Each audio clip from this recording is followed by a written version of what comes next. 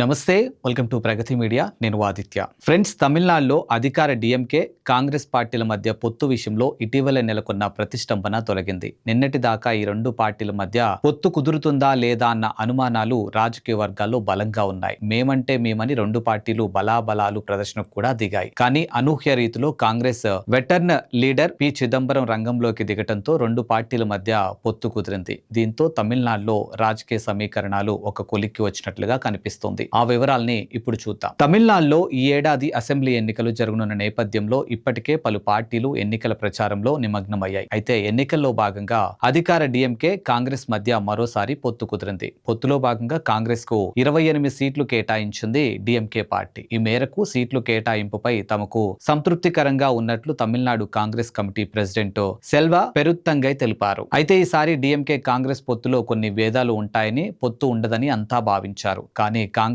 Senior నాయకుడు P Chidambaram party high command తరపున రంగంలోకి దిగి ముఖ్యమంత్రి స్టాలిన్ తో సుదీర్ఘ మంతనాలు జరిపారు. దాంతో చర్చలపై ఫలితం, పొత్తుపై క్లారిటీ వచ్చింది. అయితే 2021 అసెంబ్లీ ఎన్నికల్లోనూ ఇరు పార్టీలు పొత్తు పెట్టుకున్నాయి. అప్పుడు డిఎంకే పార్టీ కాంగ్రెస్ కు కేవలం 25 స్థానాలు మాత్రమే ఇచ్చింది. కానీ ఈసారి 28 స్థానాలు అంటే అదనంగా మరో 3 స్థానాలను హస్తం పార్టీకి కేటాయించింది. కాంగ్రెస్ మరియు డిఎంకే మధ్య సంబంధాలు ఎప్పుడూ ఒకేలా లేవు. కాలక్రమేణా మిత్రులుగా, శత్రువులుగా మారుతూ వచ్చారు. 1967 వరకు తమిళనాడులో కాంగ్రెస్ బలంగా ఉండేది. అయితే అన్నాదురై నాయకత్వంలోని డిఎంకే హిందీ వ్యతిరేక ఉద్యమం ద్వారా కాంగ్రెస్ ను ఓడించి మొదటిసారి అధికారంలోకి వచ్చింది. అప్పటి నుండి నేటి వరకు తమిళనాడులో కాంగ్రెస్ ఒంటరిగా అధికారంలోకి రాలేకపోయింది. 1971 అంటే మొదటిసారి కాంగ్రెస్ మరియు డిఎంకే చేతులు కలిపాయి. 1980 నేను కోరుకున్న ఇందిరమ్మ కూతురు వచ్చింది, సుస్థిరత తెచ్చింది అంటూ కరుణానిధి నినాదం ఇచ్చారు. కానీ మధ్యలో కొన్ని కారణాల వల్ల కాంగ్రెస్ డిఎంకేను వదిలి ఏఐడిఎంకేతో కూడా